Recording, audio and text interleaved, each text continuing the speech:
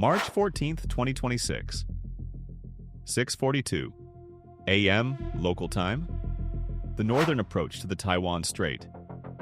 The USS Higgins is alone. One Arleigh Burke-class guided missile destroyer. 9,700 tons of American steel cutting through the gray-green waters of the East China Sea at 15 knots. Course: south-southwest. Destination: the southern exit of the Taiwan Strait, approximately 180 nautical miles away. This is a routine freedom of navigation transit. The United States Navy has conducted them dozens of times, sometimes with 2 ships, sometimes with a cruiser-destroyer pair. This time, it's just the Higgins. Just DDG-76 and her crew of 329 sailors sailing through one of the most strategically sensitive waterways on the planet. At 6:42 a.m., the world doesn't know what's about to happen. By noon, every defense ministry on Earth will be watching, because within 30 minutes of entering the Strait's northern approach, 11 People's Liberation Army Navy warships will converge on the Higgins from 3 directions. They won't fire. They won't communicate. They will simply form a moving box around an American destroyer and hold it there for 6 hours. And inside the Higgins Combat Information Center, an American captain will compute targeting solutions on every single one of them. I'm your host at Battlefront Signal, where we break down the most critical naval operations shaping global power. Today, we're inside one of the most dangerous naval standoffs since the Cold War, a confrontation that played out in real time on Chinese state television, while the crew of an American warship held their fingers inches from the trigger.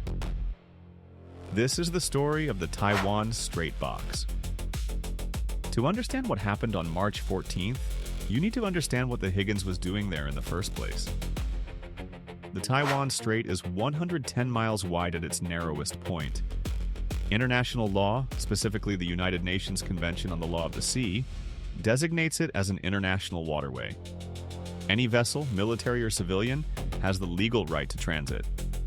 The United States has exercised this right consistently since 2007, sending warships through the strait roughly once a month. Beijing has never accepted this interpretation. China considers the Taiwan Strait an internal waterway under its sovereign jurisdiction. Every transit by a U.S. warship is, in China's view, a deliberate provocation, a political statement disguised as a routine operation. For years, these transits followed a predictable pattern. The U.S. ship enters from the north. PLA Navy vessels shadow it at a respectful distance. Beijing issues a diplomatic protest. Washington issues a statement reaffirming freedom of navigation. Both sides move on. In early 2026, the pattern broke. The political context matters. In January 2026, Taiwan's government announced expanded cooperation with the United States on undersea surveillance systems. The deal wasn't large, the handful of passive sonar arrays for Taiwan's eastern approaches. But Beijing reacted with fury. The Chinese Foreign Ministry called it a fundamental violation of sovereignty and warned of decisive countermeasures. Nobody in Washington expected the countermeasures to happen at sea. The Higgins departed Yokosuka Naval Base in Japan on March 11, 2026, as part of a scheduled Western Pacific patrol. Commander David Hale, the ship's commanding officer, had transited the Taiwan Strait twice before. Both times, the Chinese had shadowed at distances of 5 to 8 nautical miles. Close enough to monitor. Far enough to be professional. Hale's orders were clear. Maintain 15 knots. Stay in the center of the strait. Broadcast position on AIS. Conduct the transit as transparently as possible. At 6:38 a.m. on March 14th, the Higgins crossed into the northern approach of the Taiwan Strait. The SPY-1D radar, a phased array system capable of tracking over 100 contacts simultaneously, was fully operational. Electronic warfare systems were passive listening. The SLQ-32 suite was monitoring every frequency the PLA Navy was known to use.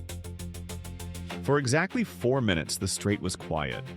At 6:42 a.m., the Higgins Air Defense Coordinator reported the first contacts. 3 surface vessels bearing 240 degrees, range 22 nautical miles, heading northeast. Speed, 25 knots. Then a second group. 4 contacts bearing 115 degrees, range 18 nautical miles, heading west-northwest. Speed, 28 knots. Then a third.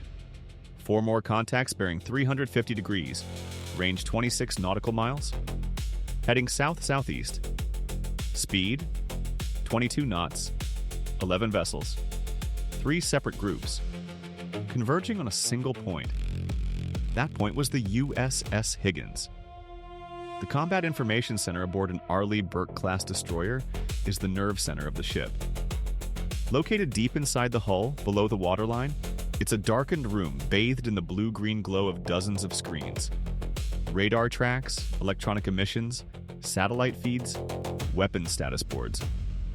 Every piece of information the ship can gather about the world around it flows into CIC. Commander Hale was in CIC when the first contacts appeared. He didn't raise the alarm immediately. Chinese vessels shadowing a transit was expected. The number was unusual. 11 was far more than the typical 2 or 3 on a stin. But the PLA Navy had been increasing its presence in the strait for months. More ships didn't necessarily mean more danger. That assessment changed at 6:51 a.m. The 3 groups weren't just converging. They were accelerating. Speed increased to 30 knots across all groups. Their courses weren't parallel to the Higgins, but they were perpendicular. Intercept vectors. Classic naval boxing maneuver. Hale ordered the ship to Condition 3, wartime cruising. Weapon systems powered up. The 96 vertical launch cells running down the Higgins spine, loaded with SM-2 and SM-6 surface-to-air missiles, Tomahawk cruise missiles, and ESSM point defense interceptors, went from cold to warm standby. The Mark 45 5-inch gun, mounted on the foredeck, was loaded and its fire control radar energized. The Phalanx CIWS, the last-ditch close-in weapon system, a 20mm Gatling gun capable of firing 4,500 rounds per minute, spun up to ready status on both mounts, fore and aft. Hale picked up the radio. Channel 16, International Maritime Distress and Calling Frequency. Every ship in the strait could hear him. PLA Navy vessels on my bearing? This is United States warship DDG-76, conducting lawful transit of the Taiwan Strait in accordance with international law. Request you state your intentions. Over. Silence. He transmitted again at 6:54 a.m., again at 6:58, again at 7:02. No response, not a single word. By 7:05 a.m., the geometry was clear. The 11 PLA Navy vessels had arranged themselves into a formation around the Higgins. Satellite reconnaissance and after-action analysis later confirmed the composition. 2 Type 052D Luoyang 3-class destroyers, each carrying 64 vertical launch cells loaded with HHQ-9 long-range surface-to-air missiles and YJ-18 anti-ship cruise missiles. 3 Type 054A Junkai 2-class frigates, multi-purpose escorts armed with HQ-16 medium-range missiles and YJ-83 anti-ship weapons, and 6 Type 02, 2 Hubei-class fast attack craft, stealth-optimized catamaran missile boats, each carrying 8 YJ-83 anti-ship missiles.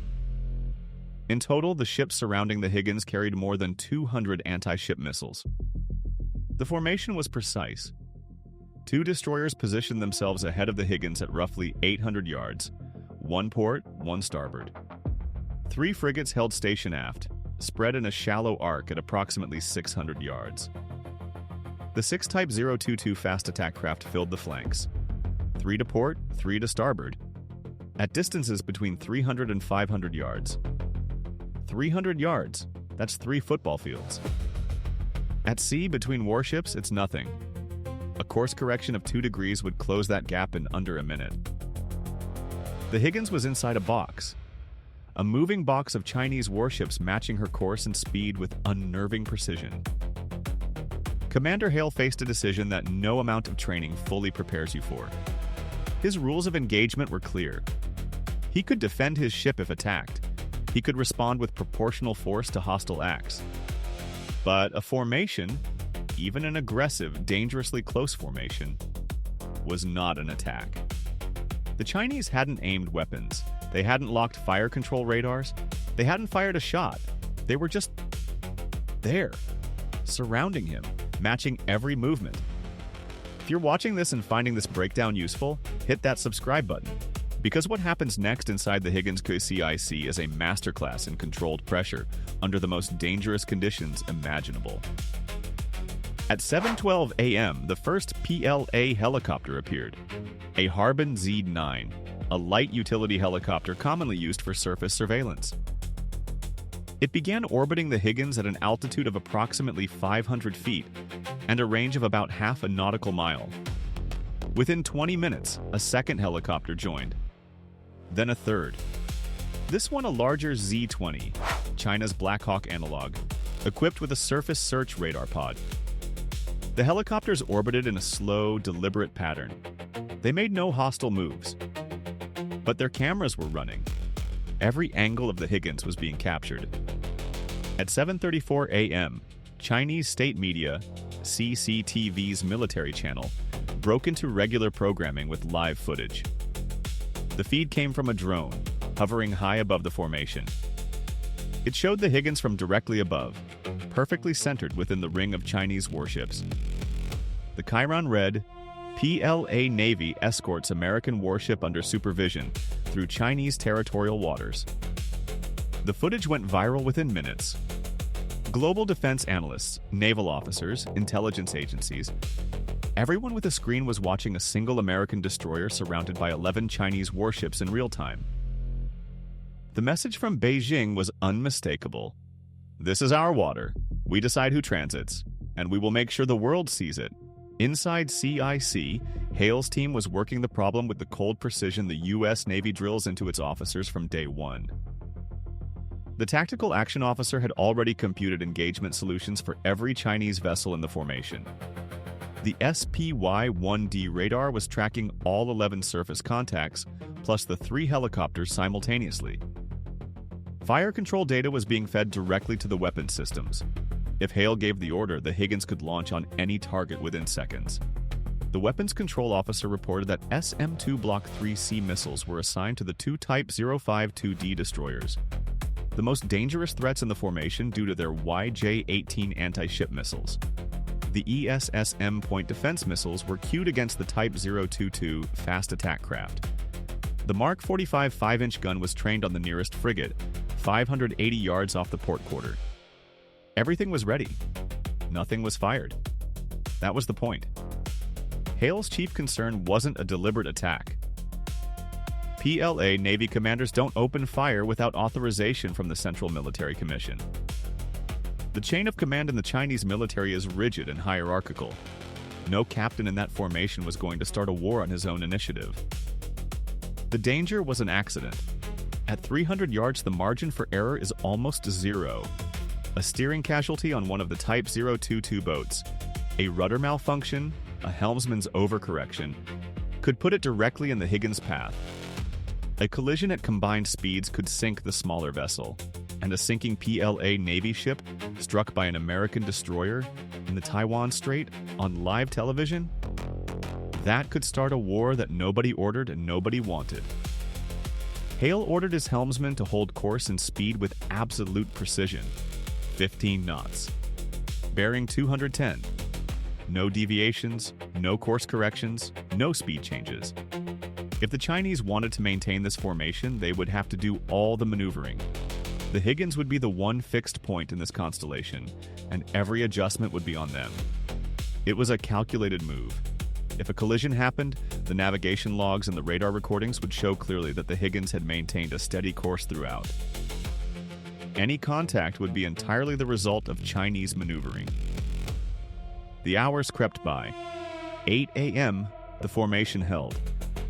The Higgins was now fully inside the Taiwan Strait, approximately 30 nautical miles south of the northern entrance.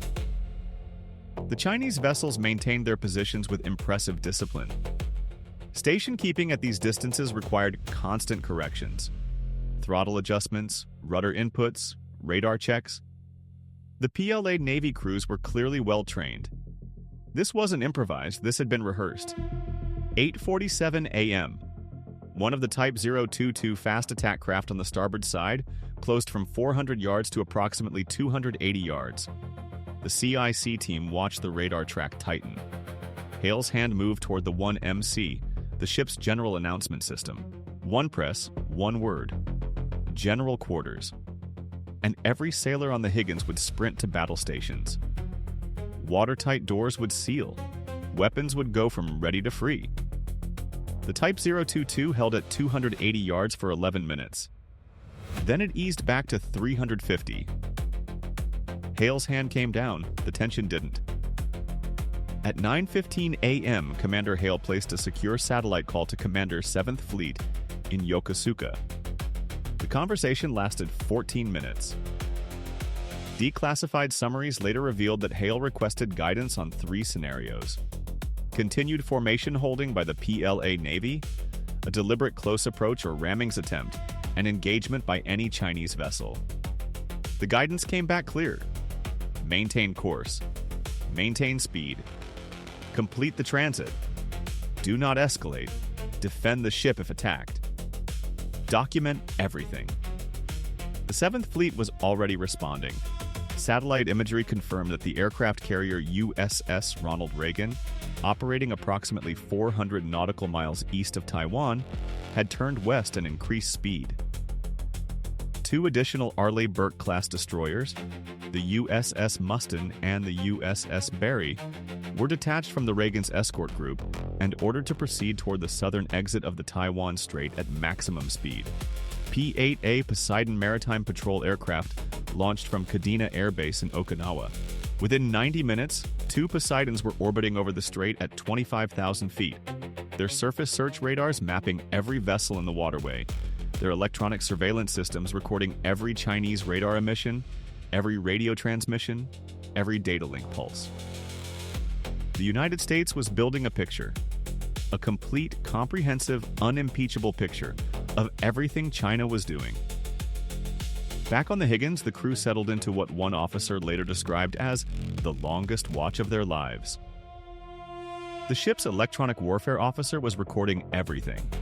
Every radar pulse from the Chinese Type 346A phased array radars on the 052D destroyers.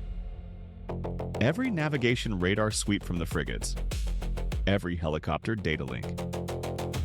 The SLQ-32 electronic warfare suite was in passive collection mode, hoovering up signals intelligence that would keep analysts at the National Security Agency busy for months. 9:52 a.m. A moment that didn't make the news but was noted in the after-action report. The lead Type 052D destroyer, later identified as the Nanning, hull number 162, briefly illuminated the Higgins with its Type 346A fire control radar. Not a targeting lock, not a missile guidance signal. Just a momentary sweep. 3 seconds of directed energy that painted the Higgins' superstructure with electromagnetic radiation. In naval combat, a fire control radar illumination is one step below pulling the trigger. It's the sensor that guides a missile to its target. Painting another warship with fire control radar is universally understood as a hostile act. Not an attack, but a direct threat. The Higgins SLQ-32 detected it instantly. Alarms sounded in CIC. The electronic warfare officer called it out. Fire control radar, Type 346A, bearing 225, correlates with track 7201, Luyang 3. Hale didn't flinch. Log it, he said. Continue to monitor. 3 seconds. That's how long it lasted. 3 seconds of fire control radar, and every sailor in CIC felt their pulse spike. 3 seconds that could have changed everything if anyone had panicked. Nobody panicked. That's what training does. The illumination did not repeat. Analysis later suggested it was either a deliberate provocation, testing the American response, or an accidental emission during a system check. Both explanations are plausible. Neither is comforting. 10:30 a.m. The Higgins passed the midpoint of the Taiwan Strait. Roughly 90 nautical miles completed, 90 to go. The formation held. The helicopters continued their orbits. Chinese state media continued its live broadcast. On the internet, the footage had been viewed over 80 million times. Defense commentators across the globe were debating whether the United States had just suffered a strategic humiliation or was demonstrating ironclad discipline. The answer depended on which lens you used. From Beijing's perspective, the optics were devastating for Washington. An American warship surrounded, escorted, unable to break free. The visual narrative wrote itself. This was China demonstrating dominance in its own waters. This was the PLA Navy proving it could dictate terms in the Taiwan Strait. From the Pentagon's perspective, the reality was different. The Higgins hadn't deviated by a single degree. It hadn't slowed by a single knot. It hadn't asked permission. It hadn't turned back.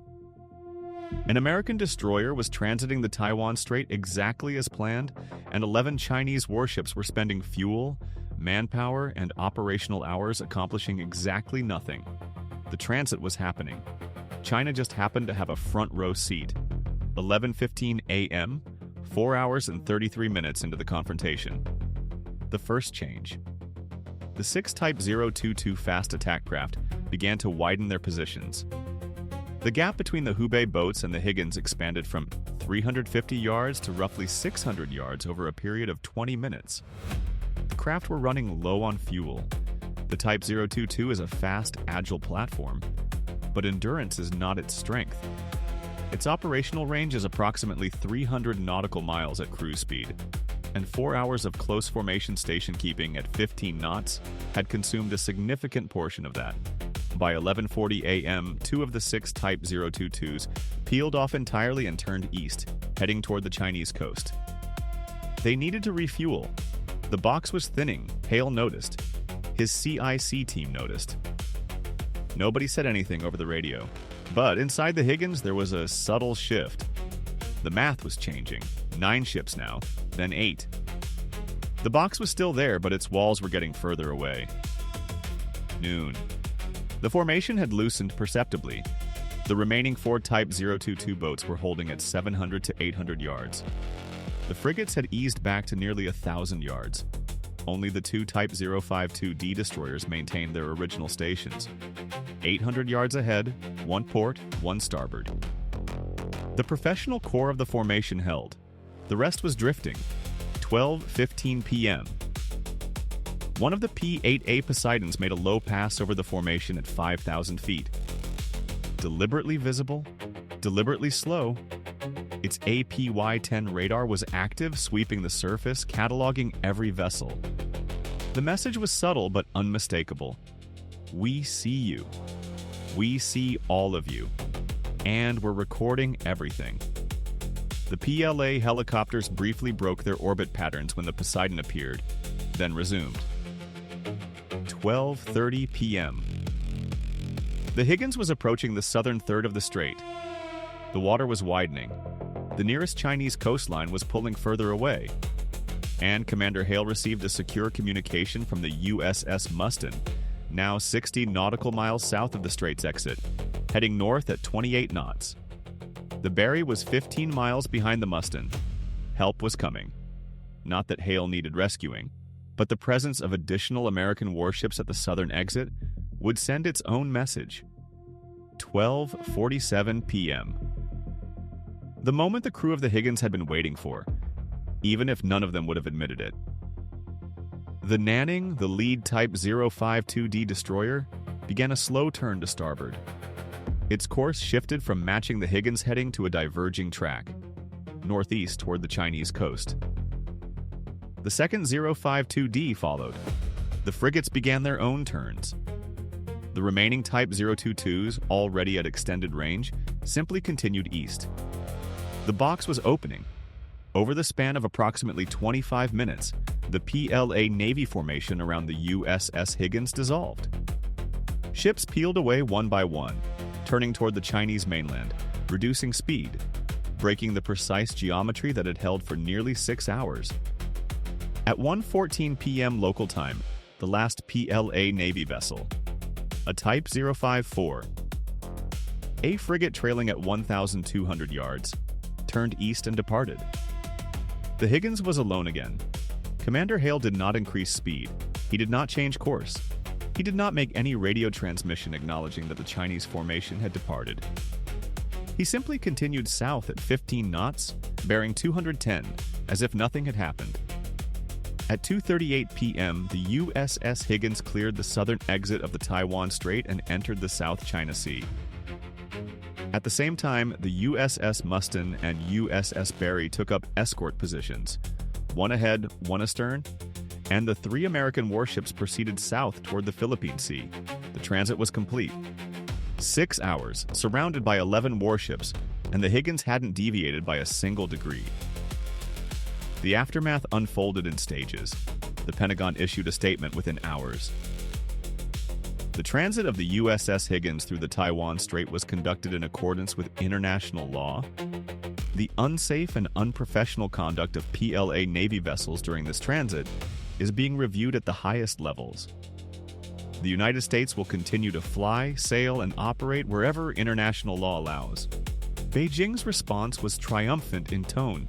The Chinese Ministry of National Defense declared that PLA Navy forces had effectively supervised and escorted a foreign military vessel through Chinese jurisdictional waters, and warned that any future unauthorized intrusions will be met with decisive measures.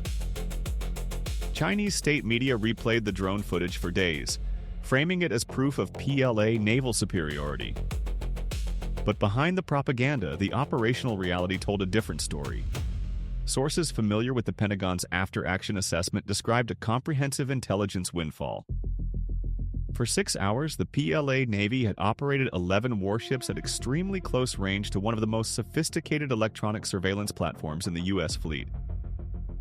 The Higgins SLQ-32 system recorded thousands of radar emissions, communication signals, data link protocols, and electronic signatures. The 2 P-8A Poseidons overhead added another layer of collection. Satellite imagery captured the formation from above with resolution measured in centimeters. The National Security Agency received the raw intelligence within 24 hours. Analysts were able to reconstruct the PLA Navy's tactical communication protocols, identify individual ship radar signatures with precision sufficient for future targeting, and map the command and control relationships between the formation's vessels. One intelligence official described it as the most complete electromagnetic portrait of PLA Navy surface operations we've ever captured at that range. China's intimidation tactic had produced a strategic gift for American intelligence.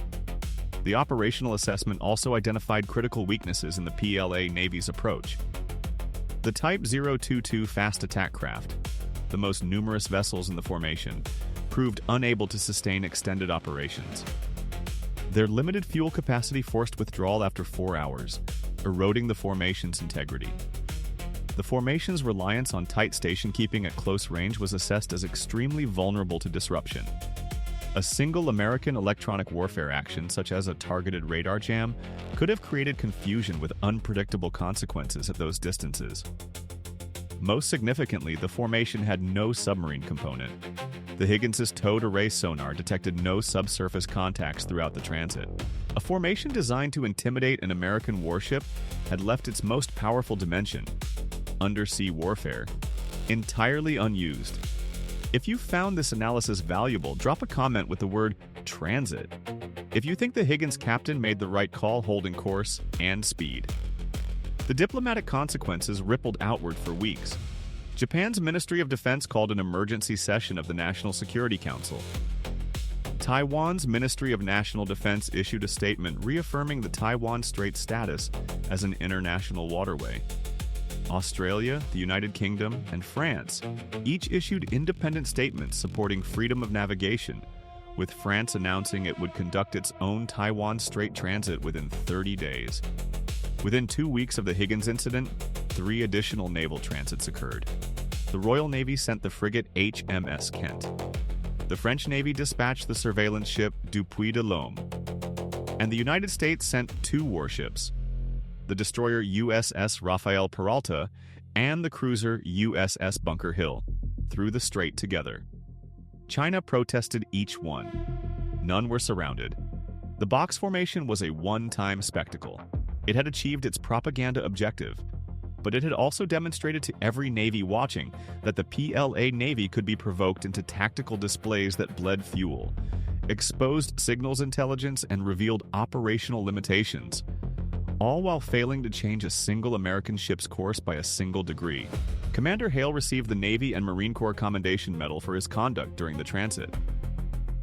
The citation praised his exceptional composure under extraordinary pressure, and noted that his decision to maintain course and speed preserved freedom of navigation while denying adversary objectives. The crew of the Higgins never fired a shot. They never raised their voices on the radio. They sailed through 180 nautical miles of contested water at a steady 15 knots, documented everything, and came out the other side with an intelligence haul that would take months to fully exploit. That is what professional naval power looks like. Not the loudest response, not the most dramatic, the most controlled, the most patient, the most complete. The Taiwan Strait remains an international waterway. The United States Navy continues to transit it regularly. And somewhere in the deep archives of the National Security Agency, there are thousands of hours of PLA Navy electronic signals captured at a range of 300 yards, a gift from a confrontation China thought it had won. The USS Higgins sailed through a box of 11 warships for 6 hours, and the box is the one that blinked. Some confrontations are won with missiles, some are won with patience. In the Taiwan Strait on March 14, 2026, one American destroyer demonstrated that the most powerful weapon in the fleet isn't always the one you fire. Sometimes it's the one you don't.